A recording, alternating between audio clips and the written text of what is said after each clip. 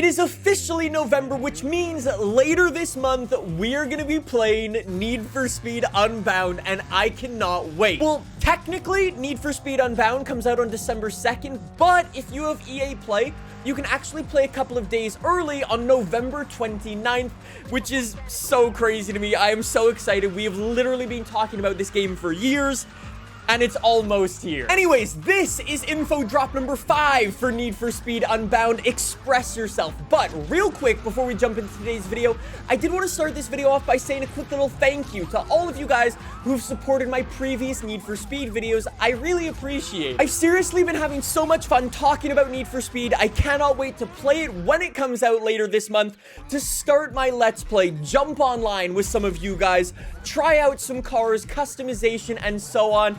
It is mind-blowing, so thank you to all of you guys who have checked out the previous videos, left a comment, or subscribed to the channel. I seriously appreciate it, so thank you. Express yourself, though. It is a deep dive into character customization, but that is not all, because we also have some details about the starting cars coming to Need for Speed.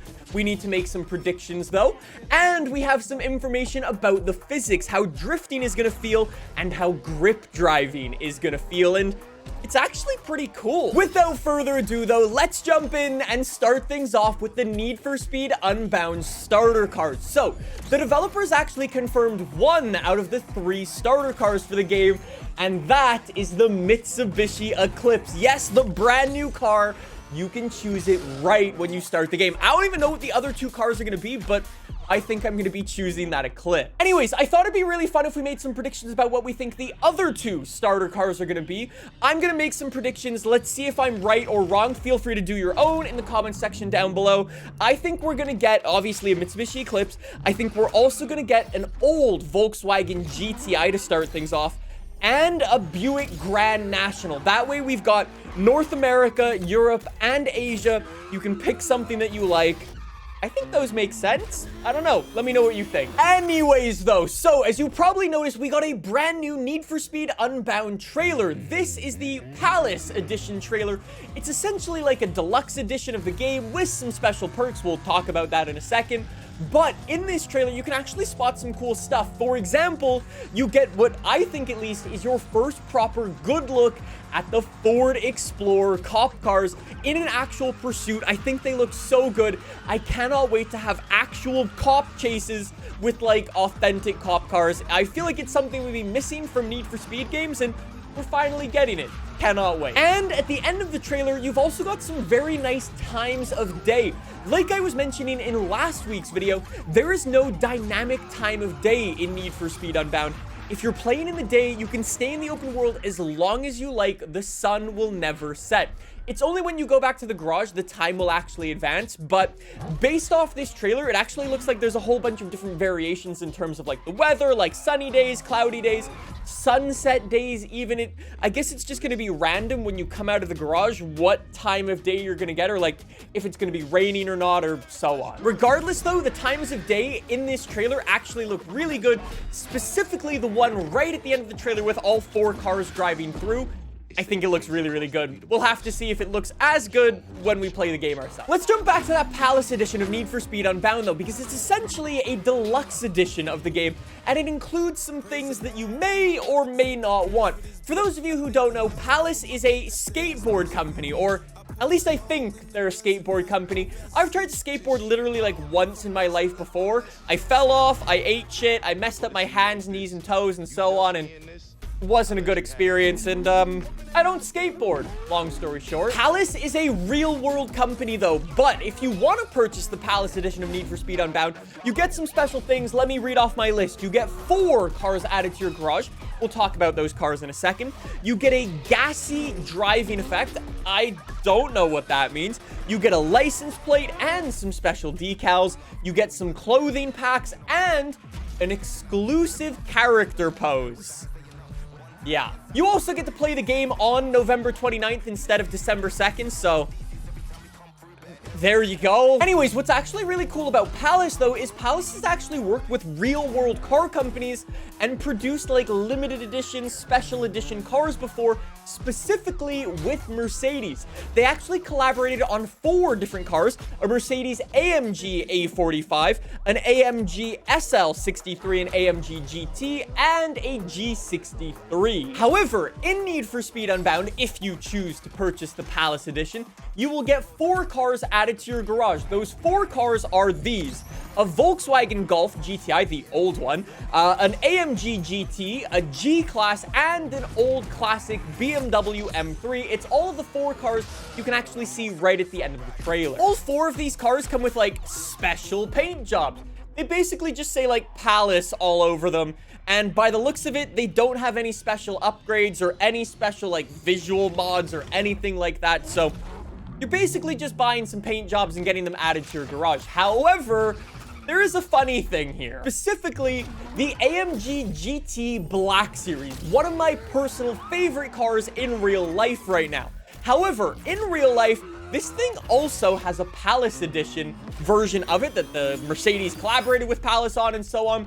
And this is what it looks like. And, you might notice something. Yeah, that's a bit awkward, isn't it? Funnily enough, Need for Speed decided to change that part of the livery in the game, so it actually says Speed Hunters and not Gran Turismo. Anyways, though, that is not all, because the developers also told us some information about character customization and how in-depth it actually goes, because it kind of blows away the likes of Forza Horizon 5. Take a listen to this. Right out of the gate, we've got head options. You can choose your specific head. That's nothing special.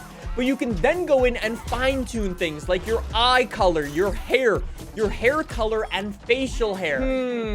Then you can obviously go in and choose your clothing that you want to wear in Need for Speed Unbound. And the clothing is from real fashion brands. For example, Palace will have some of their clothes in the game. But then you can even go a step further than that by changing your character's voice with an actual voice slider. To mess around with that, you can put tattoos on your character and makeup, and then again, you can even emote outside of your car to do all of your funny dances and so on. Anyways, though, I think that's enough about character customization. Based off what the developers have shared so far, it actually sounds pretty cool and something you might actually consider spending some time on, especially because your character is going to be in so many cutscenes. However, I also wanted to talk about the physics in Need for Speed Unbound, because the developers actually shared some huge news about how drifting is going to work and brake to drift. So yes, let's just get it out of the way right away.